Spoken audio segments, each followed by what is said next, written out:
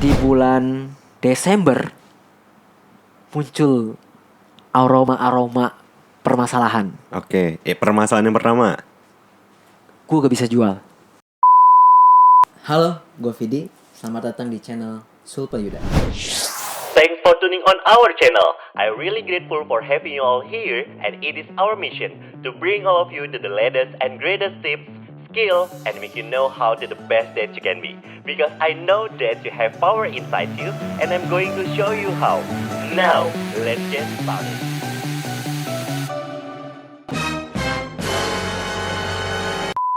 Assalamualaikum warahmatullahi wabarakatuh. Halo semuanya, balik lagi di channel Sulpa Yuda. Dan kali ini gue bersama Bang Vidi. Yeay. Santai aja Bang. Siap. Relax. Oh iya siap. Jangan tegang-tegang mulu. Ini. Oke, gimana kabarnya Bang Vidi? Alhamdulillah baik, alhamdulillah sehat-sehat. Gimana abang? Alhamdulillah akhirnya gue diperhatiin. Iya. Walaupun sama cowok.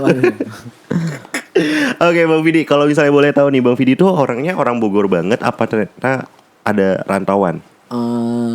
Gue sih lahir di Bogor, besar di Bogor. Bokap asli orang Bogor. Cuman nyokap itu turunan Padang. Oke. Ya, jadi kakek nenek dari nyokap itu asli Padang, merantau di Bogor. Oh. Gitu. Jadi ada Padang-Padangnya lah. Ada sekete orang Minang. Bro. Oke, jawab kamu Dea. Bisa jawab gak? Aku juga gak bisa. Tapi emang menarik sih, maksudnya berarti ada aja orang rantauan di kota Bogor ini ya berarti ya. Iya, pasti banyak lah orang rantau di Bogor. Kan Betul. Bogor udah deket-deket Jakarta. Oh iya Ya, benar. jadi kan banyak orang yang datang ke Bogor tapi kerja di Jakarta gitu. Oke, siap. Aish, cakep. Tapi status aman. Status gimana nih? Status hubungan. Ya, Ya. nggak ada status apa-apa ya. Oke. Ya, polos aja, polos. Oke, polos. Polos aja. Percaya kok kalau polos ya. Oke, sesuai dengan judul thumbnail yang udah lo lihat, kalau misalnya ternyata ini ada sesuatu berbau financial, emang sebenarnya kayak agak berat gitu ya, Bang ya?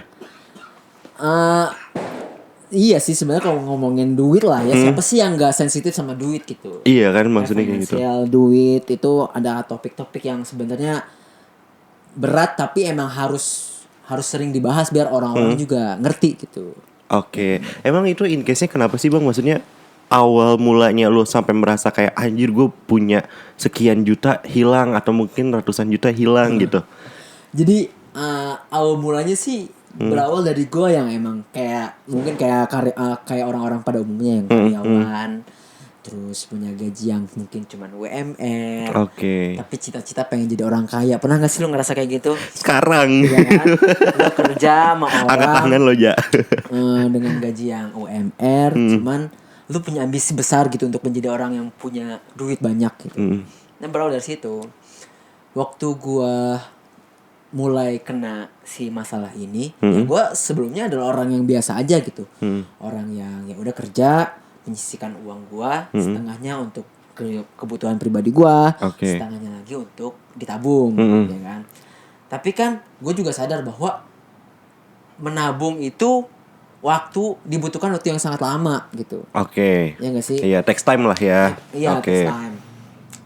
Dan gue tipikal orang yang sampai kapan nih nabung doang? Gue harus menemukan suatu cara untuk gue bisa ya dapat uang yang banyak. Karena jujur, kenapa sih gue pengen nyari duit banyak? Pengen kawin gue. Oh, kawin dulu apa nikah dulu? Nikah gue. Oke.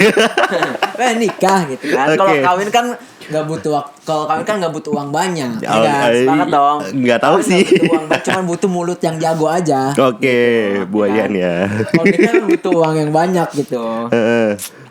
Ini butuh kawin tuh. Pokoknya waktu gue kerja nih gue pokoknya pengen punya target 100 juta pertama. Oke, 100 juta pertama. Karena menurut gue 100 juta pertama itu angka yang cukup untuk mengadakan sebuah pesta yang wah lah gitu. Oke. Karena impian gue tuh gue pengen nikah Di tempat yang Mewah. megah, dihadiri oleh teman-teman gua. Oke. Ya jadi raja ratu seharian lah saat itu ya. Oke. pernah gak sih ngebayangin kayak gitu? Oke, so Iya. far sih belum. Iya gitu, pengen buat nikah aja intinya. Nah akhirnya udah gue nabung sampai pada akhirnya gue punya uang 30 juta di umur 22 juta dari di umur 22 23 lah dari hasil kerja sama itu. Oke. Gitu. Dan bagi gue itu angka yang cukup besar ya. Iya. Untuk orang yang gajinya cuman ya anggaplah UMR. Oke. Karena gue jago banget nabung nih. Oh siap, Gua si tuh paling rela- jago. Rela banget ngurangin akomodasi gue. Hmm? Tapi nabung gak boleh dikurangin. Misalkan gue Oke. punya duit 4 juta nih. Mm-mm. Gaji gue. Mm-mm. Mau gimana pun nabung harus 2 juta per bulan. Oke, 50-50. 50-50. Oke. Tapi kalau misalkan gue ada keperluan mendadak, gue gak mau ngeluarin tabungan gue. Mhm. Gue harus gimana pun caranya si 2 juta sisanya ini yang buat akomodasi gue sisihin buat kebutuhan urgent gue. Oke. Jadi si 2 juta ini fix buat nabung, gak mau gue prek-prek gitu. Mhm. Nah itu prinsip gue. Sampai pada akhirnya gue kayak, aduh lama juga nih. Misalkan gue nabung sebulan 2 juta sampai ke keput 30 juta. Kayaknya terlalu lama deh gitu. Berarti kalau misalkan untuk mencapai si 100 juta, gue butuh 70 juta lagi nih. Oke. Harus berapa lama lagi gue kerja gitu kan. Iya. Terus uang 30 juta ini kayak nganggur doang tuh di rekening gue. Paling kepotong lagi sama uang administrasi bank gitu. Iya, betul. Oh sayang banget ya. Sampai pada akhirnya gue lagi scrolling Twitter, terus ngelihat temen gue investasi di salah satu platform Oke, digital. digital. Oke. Dan dia menceritakan tuh bagaimana pengalaman dia investasi di sana. Platformnya tuh spesifikasinya di instrumen reksadana. Oke. Oh, itu udah langsung ini banget ya kayaknya ya. Menjurus banget ya jadinya ya. Iya. Oke. Enggak sih sebenarnya. Jadi gue terangin aja. Hah. Jadi si reksadana ini sebenarnya instrumen yang udah bukan cukup ya. Maksudnya instrumen yang familiar di antara Oke. para investor gitu. Jadi tapi kan si reksadana ini dulu kalau misalkan konvensionalnya kita ya datang ke bank, tanya nih, oh ada reksadana nggak nih di bank ini? Kita pengen uang kita nih taruh di instrumen reksadananya. Nah sekarang kan di era digital nih, Iya. ada aplikasi-aplikasi yang membuka jasa untuk kelola instrumen reksadana tadi. Gue Oke. liatin aja kan, terus dia sharing profit dia gitu. Kecil sih Tergiur lah profitnya. ya kasarannya. Tergiurnya karena wah gue bisa, ini jadi salah satu cara nih gitu. Oke, akhirnya gue install tapi gue belum pakai. Oke. Gua pelajari. Sorry di hold dulu nih bang. Soalnya kalau di sini gue menariknya adalah karena lu udah bilang udah punya duit ya kisaran 20 sampai 30 juta di usia 22 tahun. Let's say itu di tahun berapa sih bang? 2000 mau ke 2019. 2019. Oh berarti baru kurang lebih 3 tahunan ini. Iya. Lu baru bener-bener tergiur sama sebuah kata investasi Iya, betul, jatuhnya betul. ya Iya. kayaknya ya. 3 tahun belakang ini. Oh, oke lanjut berarti di Udah tuh gue install Tergiur. si aplikasi ini, gue pelajari, cuman gue belum pakai. Terus gue tanya-tanya sama teman gue yang itu kan di Twitter itu, dijelasin tuh. Oke, gue sebenarnya gak ngerti. Oke. Gak ngerti. Yang gue percaya adalah si aplikasi ini trusted. Dari ratingnya. Dari ratingnya dan juga influencernya. Oh, nyewa kayak brand ambassadornya Brand gitu. ambassador dan brand Oke. ambassador yang emang gue segani gitu. Kayak Raditya Dika, Deddy Corbuzier. Oh, oke. Enggak, ini Iya. Oh ya. Let's say seperti itu, Iya, iya. tapi bukan mereka. Ya, ini platform yang menyadarkan gue untuk investasi ya. Oh, oke, siap. Iya. Nah, gue akhirnya install dan gue gunakan. Gue gak masukin duit gue yang 30 juta itu enggak. Gue gunakan instrumen itu untuk nabung aja biasa. Oke. Tapi lagi-lagi si reksadana ini ternyata investasi yang profitnya sangat kecil. Oke, persenannya kecil. Dan Oke. gue gak puas akan itu. Oke. Jadi returnnya paling 4%, 6%, 8% per tahun. Anjir lama banget dong. Dan gue sangat tidak puas. Pernah sih gue sampai profit 1 juta dari si platform ini. Dan gue kayak, udah seneng banget tuh profit 1 juta. Kayak, aduh gue bisa dapat 1 juta tanpa gue harus kerja gitu. Iya. Iya. Ibaratnya kayak itu permainan uangnya lah ya kasarannya. Iya. Jadi si reksadana ini sebenarnya gini. Kita mempercayakan uang kita kepada suatu lembaga yang terverifikasi oleh OJK. Dan dia tuh memasukkan si uang itu ke instrumen-instrumen kayak saham, Oke. obligasi, suku bunga. pasar uang, Oke. kayak gitu. Suku bunga juga Hmm. kayak gitu. Nah sebenarnya kalau gue masih bertahan sama si platform ini, kayaknya gue gak bakal jatuh ke masalah gue yang akan gue ceritakan ini. Oke. Karena ketidakpuasan gue terhadap return yang gue dapat, akhirnya gue mencari lagi dari mana gue bisa mendapatkan uang secara cepat, besar dalam waktu yang singkat gitu. Oke. Berarti di sini kalau misalnya kita bisa simpulkan dari reason lu tuh emang elunya dasarnya buru-buru gitu nggak sih kalau kita bisa ambil pelajarannya? Jadi tuh gue termasuk investor yang agresif sebutannya. Oke, Jadi lanjut. tipikal investor tuh ada 3. Mhm. Ada yang agresif, ada yang moderat, ada yang konvensional. Oke. Berarti yang aman konvensional ya kayaknya. Aman konvensional, betul. Gua banget anjir. Jadi Oke. kalau yang konvensional tuh lu gak apa-apa gak dapat untung besar. Yang penting sabar. Yang penting dan gak apa-apa gak dapat untung besar. Lama yang penting uang lu gak berkurang sepeser pun. Oh, itu konvensional. Itu konvensional. Oke. Contohnya apa sih? Reksadana, Mhm. deposito. Lu pernah dengar deposito gak? Pernah. Nah, deposito kan kayak lu Nyimpan duit. mendepositokan uang lu ke bank. Betul. Misalkan lu datang ke bank BRI nih, lu punya duit 1 juta nih, tolong dong didepositoin. Jadi sama si bank BRI uang lu dipinjamkan lagi ke orang. Oke. Tuh, Iya. ntar lu dapat bagi hasil lah dari itu 6%. Itu konvensional. Itu deposito dan itu sebutannya untuk instrumen investasi konvensional. Iya, oke, investasi konvensional. Karena kayaknya gue bukan tipikal yang konvensional dan gue tergolong agresif, akhirnya ya udah gue gak betah tuh di si aplikasi yang gue cobain tadi. Moving lah. Moving lah, Yang sekarang permasalahannya. tuh moving. Dia pun gak sengaja movingnya. Gue lagi main futsal sama teman-teman gue. Oke. Kalau udah main futsal kan nongkrong dong, Iya, ngopi lah. ngopi. Anak sekarang banget sih, gila. Kita tuh Oke. cerita-cerita bahwa gue kemarin untung sekian nih dari si platform ini.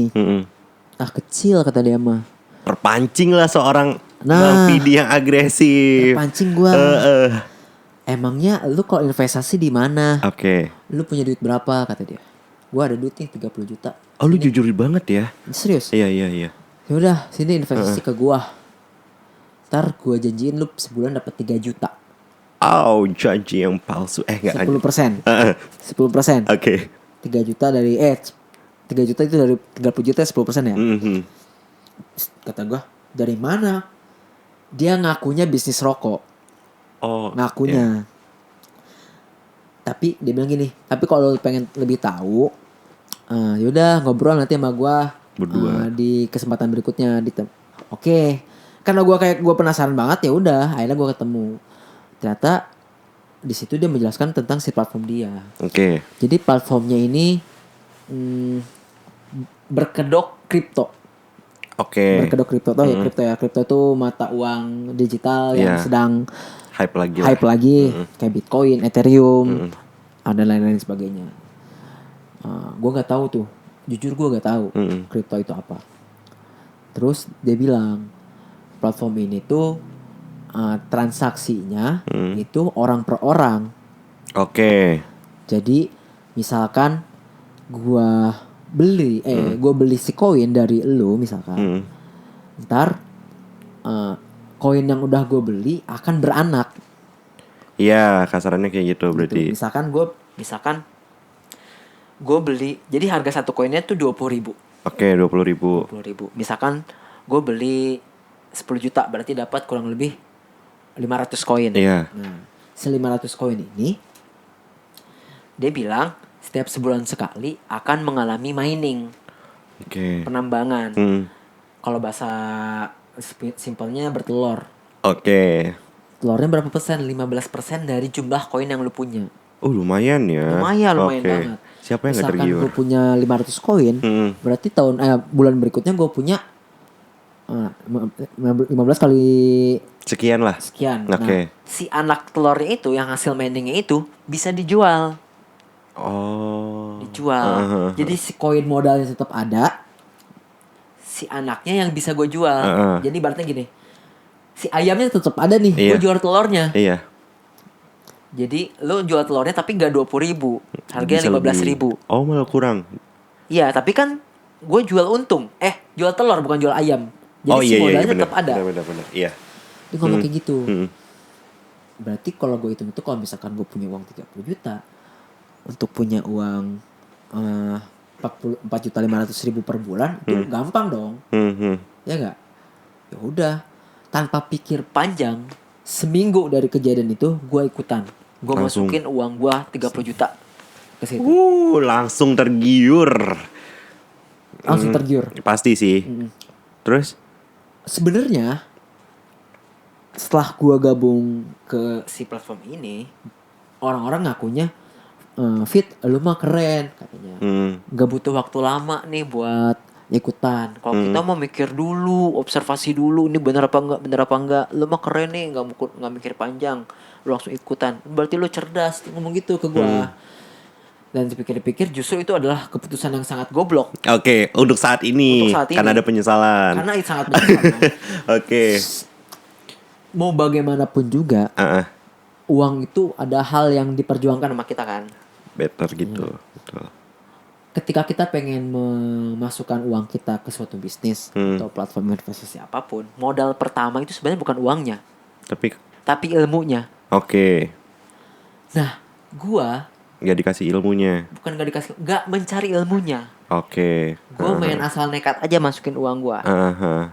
Karena apa? Karena iming-iming. Heeh. Karena iming-iming. Udah tuh gua masukin 30 juta.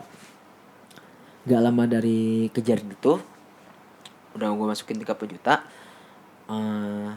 Terus ternyata rasa ketidakpuasan gue tuh muncul lagi. Oke. Gue merasa kalau lebih gede lebih banyak kali ya gitu.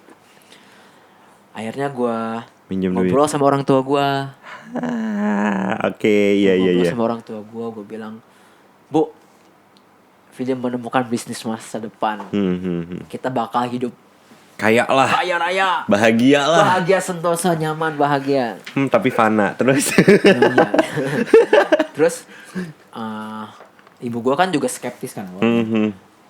Nah, karena untuk meyakinkan ibu gue yang skeptis, secara kebetulan itu gimana ya? Dari kejadian gue pas ngobrol sama nyokap gue, ada seminar dari si tempat investasi ini. Oke. Sebenarnya bukan seminar kayak di gedung apa gimana, di Tapi rumah online. orang. Oh, di rumah orang. Di rumah orang, cuman kayak si orang ini menjelaskan lebih detail, terus memberikan iming-iming lebih Oke. Gua bilang, wah ini kesempatan ngajak nyokap gua ajaklah nyokap gua. Setelah gua ajak nyokap gua, orang tua gua, akhirnya di situ sepakat bahwa nyokap gua ikutan investasi di gua. Oke. Yang jumlahnya lebih dari 50 juta.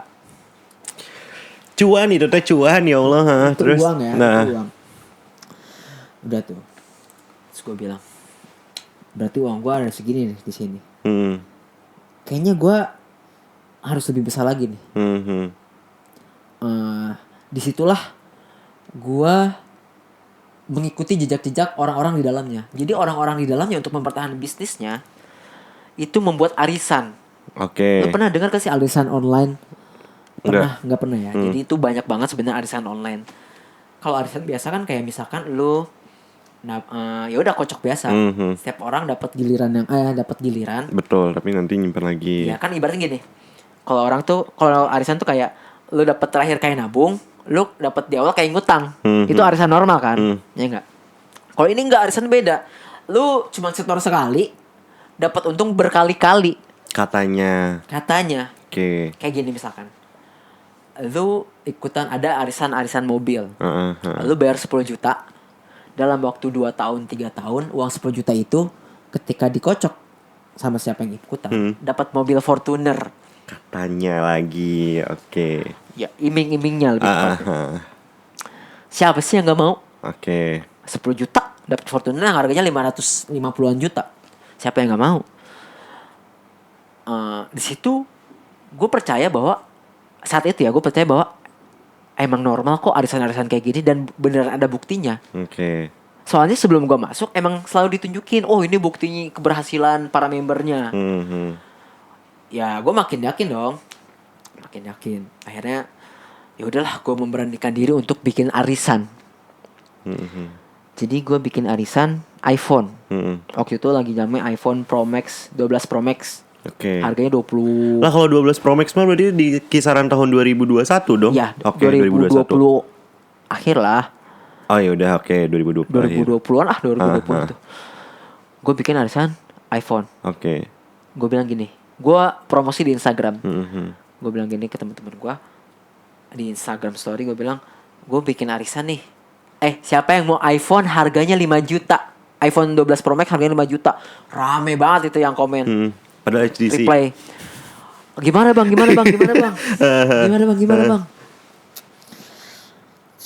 Terus, ini kalau mau tahu nih gue kabarin di WA ya, jelasin di WA. Singkat cerita, gue berhasil dapetin peserta 39 orang Oke, 5 dari kali arisan yang gue 39. bikin. Oke. Berarti totalnya 200 juta. Heeh. 200 juta kurang 5 juta, 195 juta. Gue punya uang 195 juta yang gue bisa kelola di platform Situ. sialan ini. Heeh. Kan gitu. Heeh.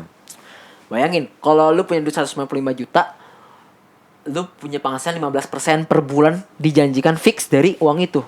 Gimana gak kaya lu? Oke. Iya gak? Heeh. Akhirnya gue investasikan semuanya di sana. Udah selesai, gak ada, karena gue jadi platformnya gini, selalu kayak gini, ketika lu lagi butuh lu jual aja. Oke. Tapi masalahnya adalah Gue lagi gak butuh. Iya. Karena gue lagi fokus untuk menelurkan si koin-koin gue ini.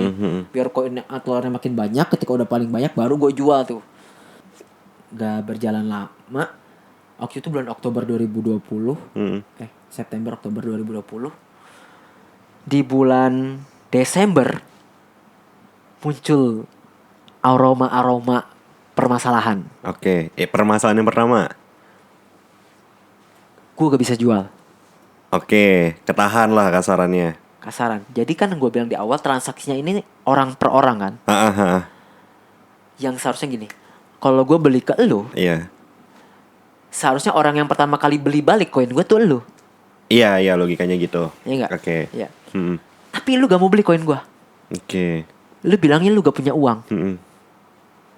Cing, kata gue, kok bisa, kan lu udah janjiin di awal kalau misalkan gue belinya nih, lu harusnya minimal lu setengahnya lu beli balik dong. Oke. Dia gak mau beli.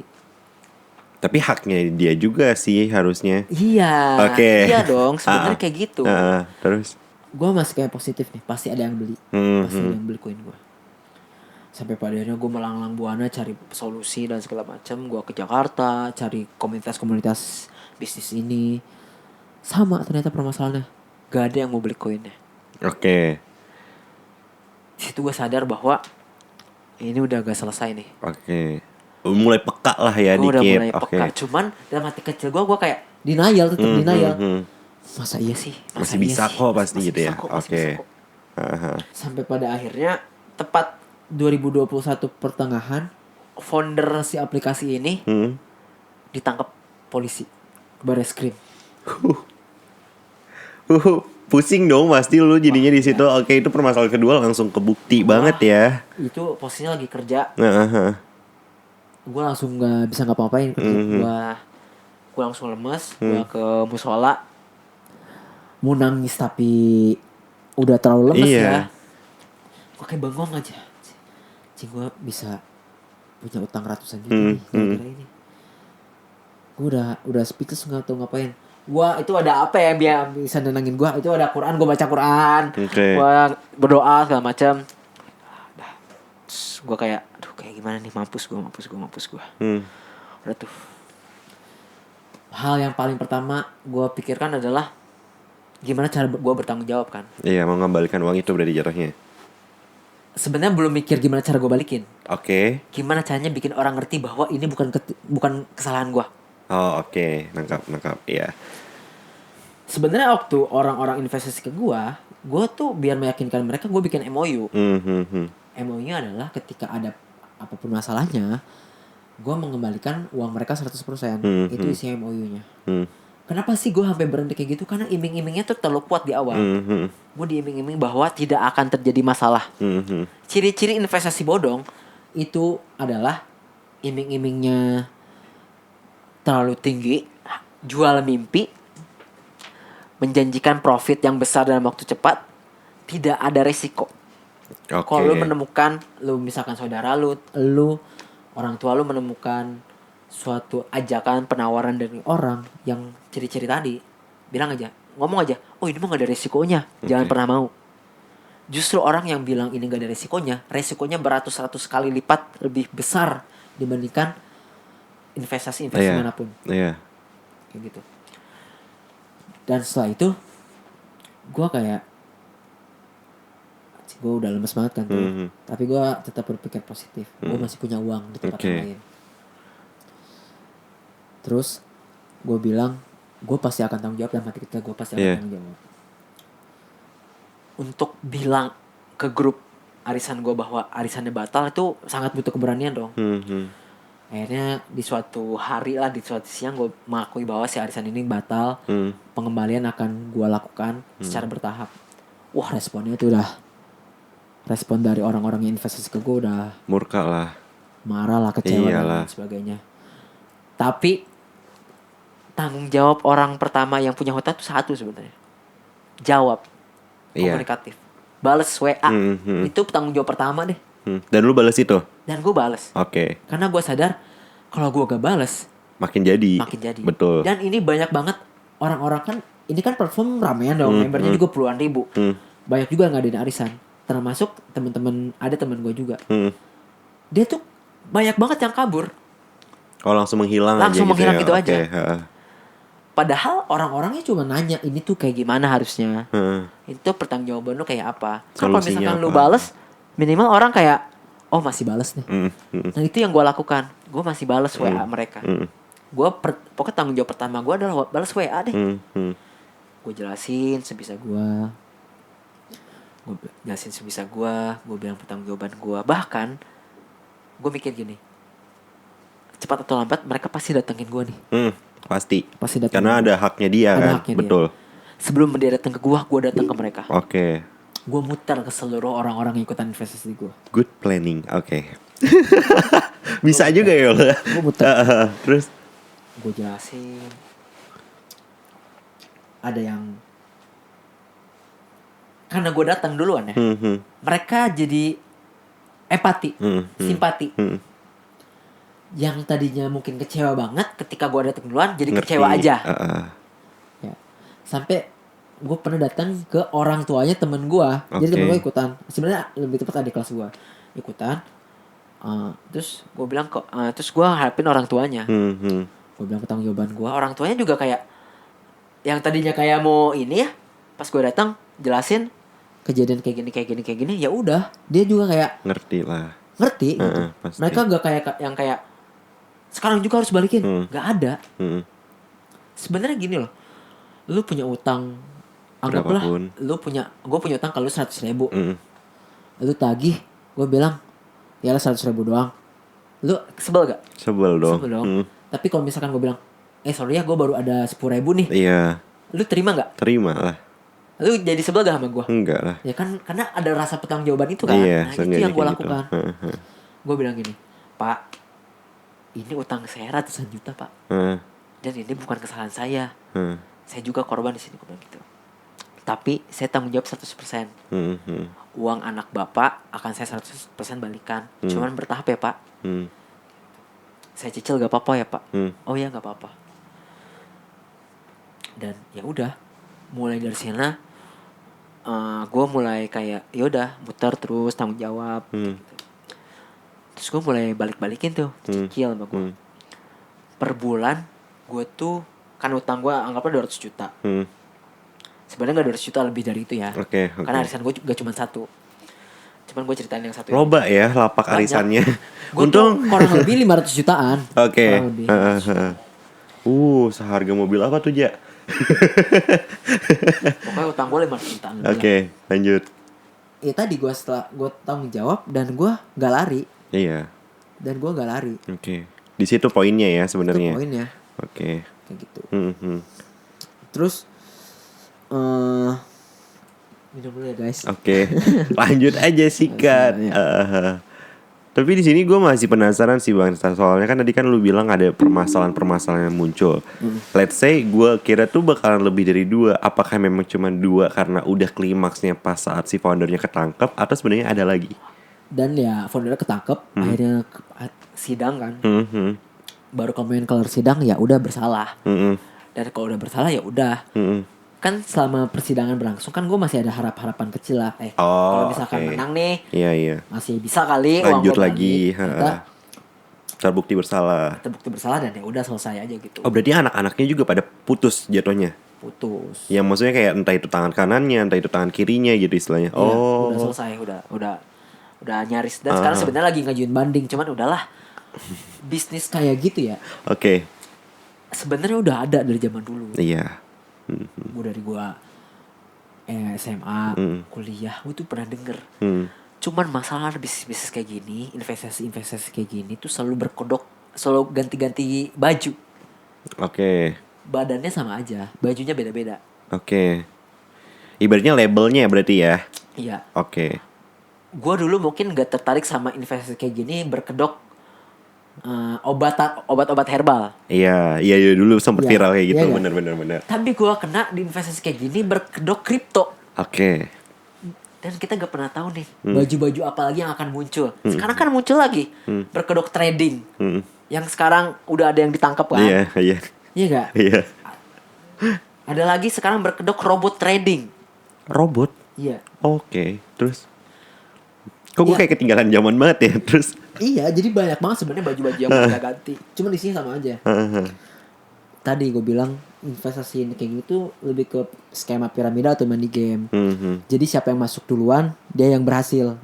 Ketika lu masuk terakhir, ya lu yang gagal. Oh, dan lu masuknya yang terakhir. Ya jatuh-jatuhnya yang terakhir. Oke. Karena orang-orang yang gue bilang tadi, kan gue berhasil masuk karena ada orang yang kan gue masuk karena ada orang yang berhasil, yang menunjukkan keberhasilannya. Iyalah dulu orang-orang yang ikutan tuh kayak mobilnya tuh Udah mewah duluan. Mobil mewah lah. Siapa sih yang nggak mau kan? Apalagi gue punya ambis gede gitu kan. Gila tuh. Ya tadi gue bilang ini tuh investasi yang kayak gini atau yang kayak apa skema piramida, money game udah banyak terjadi. Dan rata-rata emang selalu menghimpun dana-dana masyarakat Oke, kayak oke. gitu. Dan Iya. dana masyarakatnya tuh ya agak sedikit gitu. Bahkan kalau gua gak salah denger ya, ada berita yang bilang uang masyarakat yang masuk ke dalam lingkaran Iya. investasi bodong itu sampai 17 triliunan. Oh, yang langsung gaib gitu aja ya, Ya. kasarannya gitu. Oke. Jadi kenapa sih gitu? Kenapa sih masyarakat Indonesia tuh gampang banget tergiur? Karena satu, gak mau belajar. Oke. Mereka tuh maunya cepat aja. Mhm. Cepat aja. Padahal kan yang cepet-cepet gak enak ya. Iya. Iya gak? Iya. Bener. Gak menikmati banget Iya, gitu. betul. Apanya tuh? Oke, Ya, oke. jadi mereka tuh emang satu malas belajar Heeh. dan terlalu percaya sama iming-iming bullshit para pendahulu. Gitu. Tapi ini gue masih penasaran sih dari Bang Vidi sendiri. Kan ini kan tadinya awalnya dia nge-spill kalau misalnya ternyata sama orang tuanya gitu kan. So, apa yang dikatakan sama mak lo? Ya nyokap gua pertama pasti sedih lah, uang dia juga Oke. hilang kan. Oke. Tapi gue bilang, Bu, gimana pun caranya Vindi bakal gantiin uang ibu, cepat atau lambat. Jadi minta maaf, pokoknya gue udah minta maaf lah sama kedua orang tua gue. Gue udah jadi anak yang merugikan keluarga lah. Oke. Bikin ya orang-orang di sekitar di umur gue kan kayak harusnya ya bisa lah ngasih Sekian ke buat orang tua. Gue malah ngilangin duit orang tua. Itu kan kayak penyesalan gue gitu. Tapi alhamdulillah orang tua gue tuh orang tua yang Gak mau ngerepotin anaknya. bukan gak mau ngerepotin anaknya. Gak mau pusingin anaknya. Kok gue yang soto ya? Orang tua gue tuh tipe orang tua yang terutama nyokap gue ya. Ya udahlah gitu. Oh, lempeng, nerima Nerima, gitu aja iya. ya. Walaupun ya itu juga kan uang yang dia kumpulkan dengan susah payah ya. Tapi karena gue bilang komit gue bakal gantiin gimana pun caranya, Luluh lah. dia masih ngasih gue kepercayaan. Padahal ya pasti nyokap gue juga kehilangan uangnya. Kayak gitu, kecewa. Ya kalau gue jadi nyokap gue juga gue pasti bakal kecewa banget sih sama gue gitu. Oke. Tapi ya namanya orang tua kan gimana pun orang tua katanya ya. Mau anaknya sehancur apapun dia tetap anaknya gitu. Gitu. Makanya yang bikin gue kuat tuh orang tua. Dan yang kedua yang bikin gue kuat apa coba? Apa? Orang yang lebih sengsara dari gue. Oh, ada di lingkup lo? Enggak juga. Sebenarnya ya pasti ada juga di lingkup gue ada. Oke. Cuman sekarang gini deh. Kalau lu anggaplah, kalau ini prinsip gue ya. Kalau gue ke sekolah sedih karena gak bisa naik ojek dan harus naik sepeda. Gue harusnya lebih sedih kalau ada orang yang Jalan ke sekolah kaki. jalan kaki. Iya, betul. Kalau gue tuh gitu prinsip gue.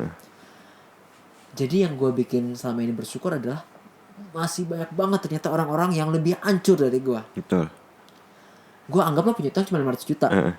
Cuma, oh ya anggap aja ya, anggap iya. Ternyata ada orang, ini salah satu inspirator gue juga, namanya Dewa Eka Prayoga. Kayaknya gue tahu. Oke, terus? Iya. Dia umur 21, masih kuliah semester 7, terlilit utang 7,7 miliar. Dari jalan yang hampir sama kayak gue, investasi bodong. Oke. Wow. Tapi kalau nggak salah usianya bukan 21 tahun lagi kan? Sekarang bukan 21 tahun. Iya kan? Iya berarti dulu tahu. Dia kena si bisnis bodong ini, jadi umur 21. Oke, nggak usah julid si doi ya. Iya. Oke. Iya. Dan gue tuh gitu prinsipnya yang gue bilang tadi. Gue masa 500 juta doang udah ngerasa paling menderita sih di dunia ini. Dia juga bisa kok, utang dia 7,7 miliar. Dia bisa selesaiin. Masa gue nyerah? Iya. Ini kalau dari gue sendiri sih menurut gue menarik ya. Tapi bakalan kita ulik lagi di segmen games kali ya bang ya. Soal diri lo sendiri. Apakah masih ada yang mau lo ceritain dulu dari kronologi? Games aja dulu kali. Games aja kali ya. Oke, lanjut kita masuk ke segmen games. Oke, kali ini kita masuk di segmen games. Kali ini kalau misalnya nanti Bang Vidi bakalan dikasih 2 pilihan ya Bang ya. Oke. Kita langsung aja. Siap. Masuk ke pertanyaan pertama. Jing. Ini ceritanya horor. Canda Bang Vidi. Bang Vidi, kalau seandainya lu dikasih 2 pilihan, pilihannya adalah balik lagi ke masa lalu atau mendingan jalanin yang sekarang? Ya balik lagi masa lalu lah. Kenapa? Tapi dengan pengetahuan yang sekarang bisa nggak? Oh, karena dulu tuh lu langsung kayak ke defense duluan karena udah tergiur berarti ya jatuhnya ya. Tuh. Kalau misalkan gue sebenarnya gini ya. Karena kan gue bisa kayak gini kan karena tahu pengalaman ya. Tapi ya tetap aja sih nyesel juga sih. Nyesel juga. Karena kan jadi banyak cerita lagi enggak apa-apa. Secara karena singkat kan aja. sebelum gue terjun ke bisnis kampret ini, itu puluhan nggak puluhan sih ya, banyak banget orang yang ngelarang gua. Cuman gue batu. Iya, gue terlalu percaya akan iming-iming. Padahal kan kayak teman-teman dekat gua, senior gua, komunitas gua bilang jangan bahaya. Tapi gue buktikan suatu saat nanti akan berhasil dengan cara gue yang seperti ini. Ternyata omongan mereka bener. Gitu. Itu kayak ibaratnya lu beneran langsung ke defense karena udah tergiur sih jatuhnya ya. Iya. Bener ambisius yang salah sepertinya ya. Bener, Oke, kita masuk ke pertanyaan kedua. Jeng. Menurut lu nih Bang Vidi, dalam lu melakukan apapun itu ya, entah itu dari career atau mungkin dari pendidikan atau mungkin sekarang yang lu lagi hadapin antara orang tua, yang gue mau tanyain adalah support system sebagai pasangan itu penting atau enggak? Sebenarnya penting ya. Oke. Cuman lebih penting support dari diri sendiri. Oh, support dari diri karena sendiri. Yang bisa ngebantu kita sebenarnya diri kita sendiri.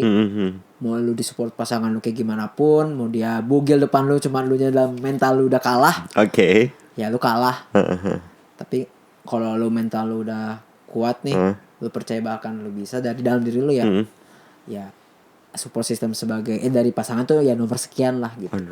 Berarti let's say seandainya kita throwback ke waktunya masa lalu, lu punya pacar lu udah nge-reminder lu kayak ini kayaknya agak-agak negatif nih. Berarti lu akan mengesampingkan opini dari pasangan lo. Iya kayaknya sama. Oke. Berarti emang ibaratnya emang lu tuh lebih yakin sama diri lu sendiri untuk saat ini sampai dari dulu sampai sekarang kasarannya. Iya, Oke. Iya. Keren sih. Iya karena itu ya. Goblok bukan keren sih. Kan gue memperhalus aja dikit. Goblok. Oke. Kenapa bisa sampai lu ngeluarin statement bener-bener goblok gitu istilahnya? Ya tadi yang gue bilang ya, lu mau apapun itu ya, belajar dulu.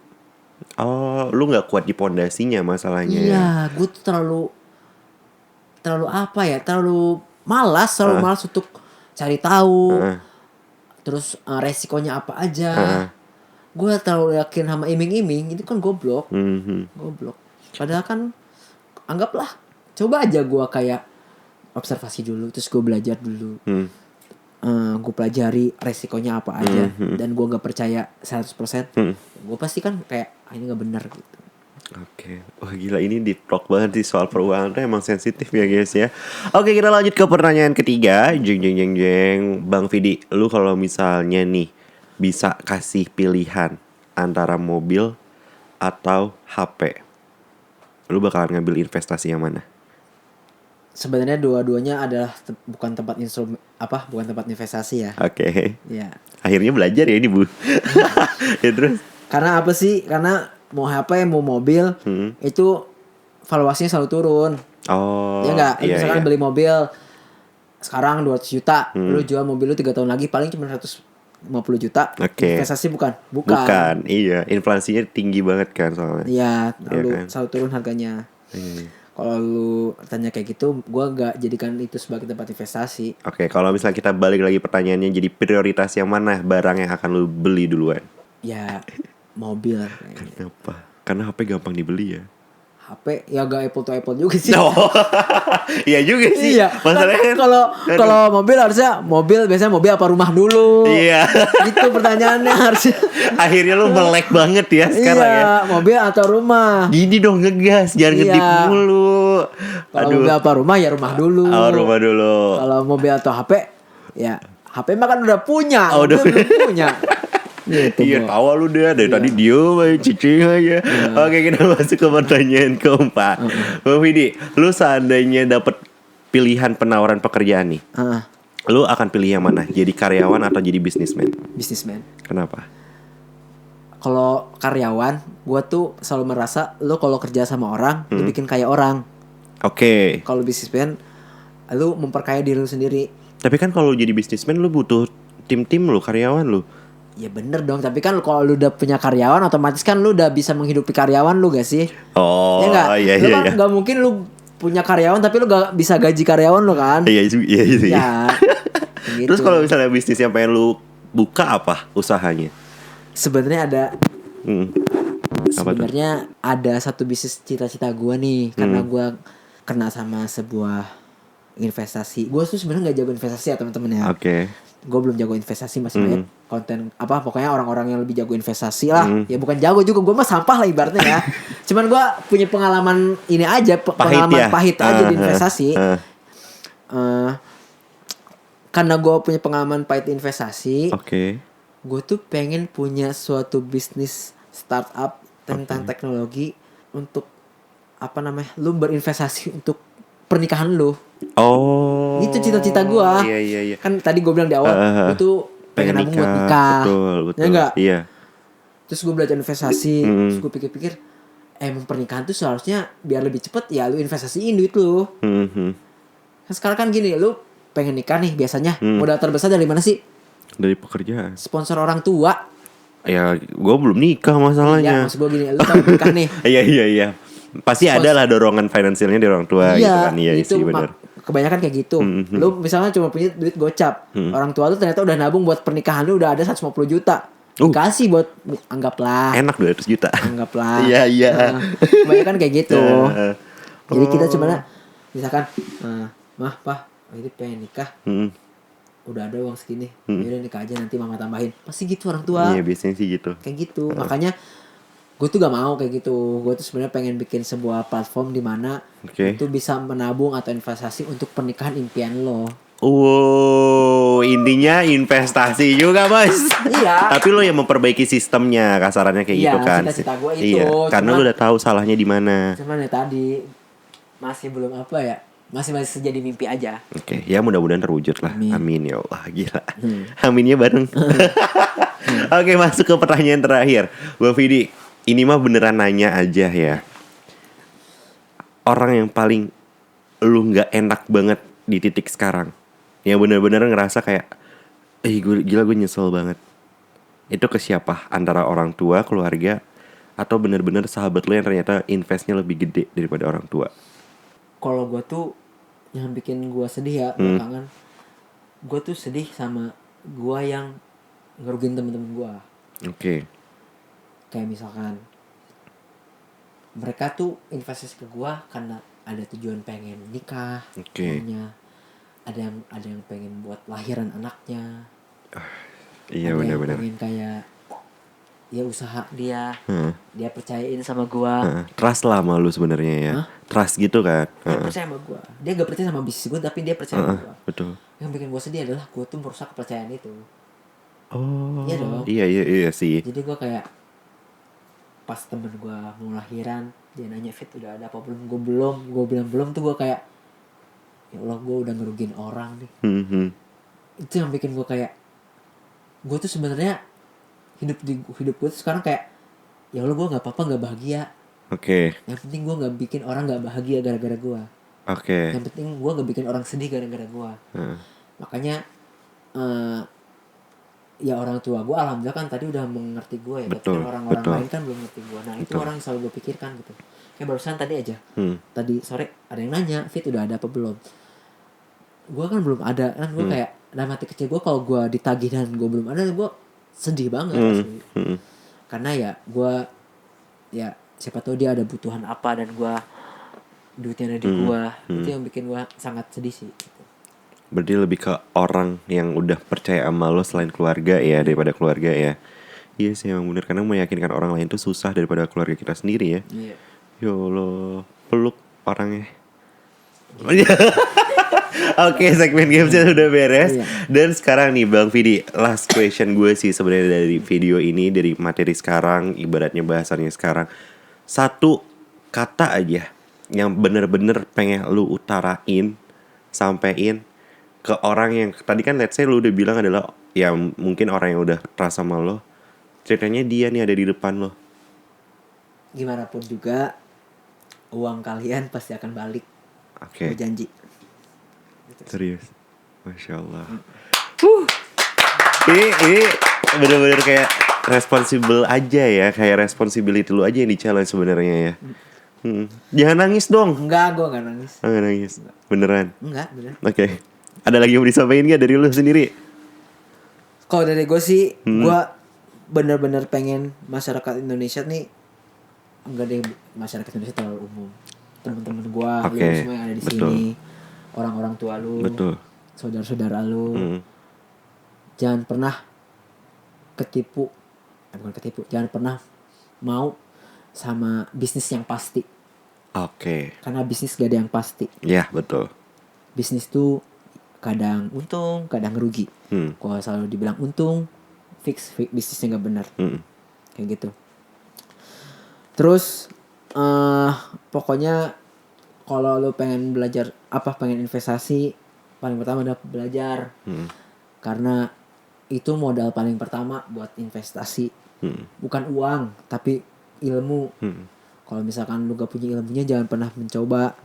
Karena tadi ketika aset harta lu udah hilang dari milik lu, yang ada cuma rasa penyesalan doang. Kayak gitu. Berat. Iya benar-benar. Dan satu lagi. Apa? Loba ya, ada 3 nih. Terakhir. Jangan pernah serakah. Jangan pernah cari kaya.